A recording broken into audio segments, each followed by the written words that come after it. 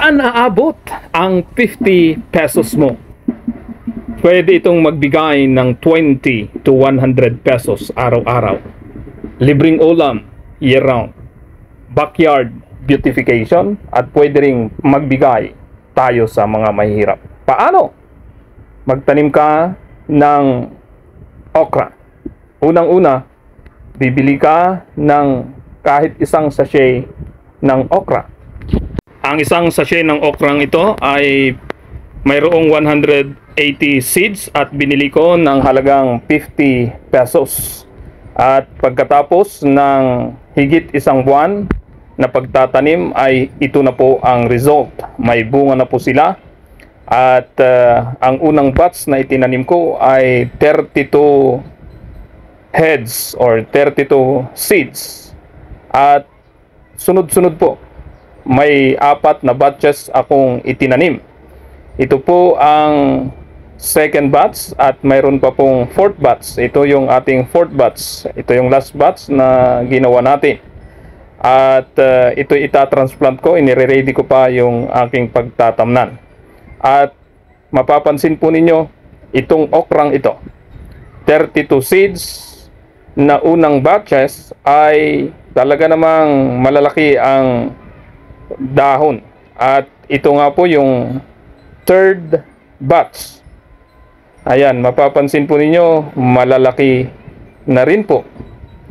At talagang sunod-sunod ang ating pagtatanim. Hindi natin mininsanan yung 180 seeds para sunod-sunod din ang ating aanihin. Yan po, patubo pa lamang po yan. Ilang araw pa lang nating itinanim.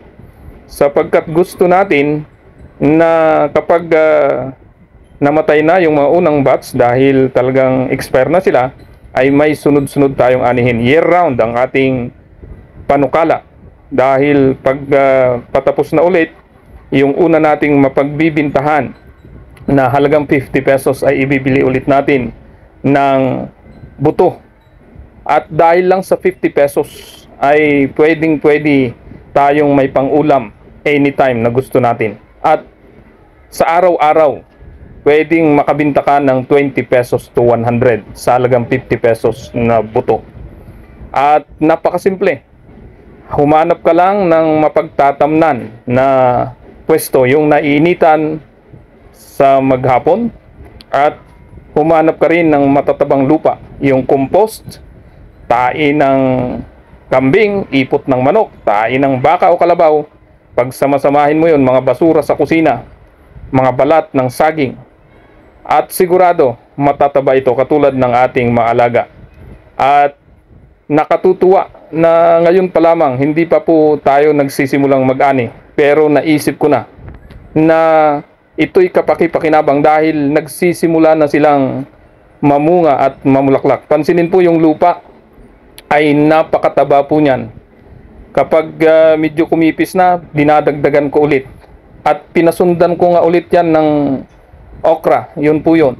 At mayroon ding talong sa ilalim, may luya pa yan para ma-maximize ko ang space. At hindi lamang okra ang ating papakinabangan sa space na ito. Ganyan po tayong mag-diskarte sa ating bakuran.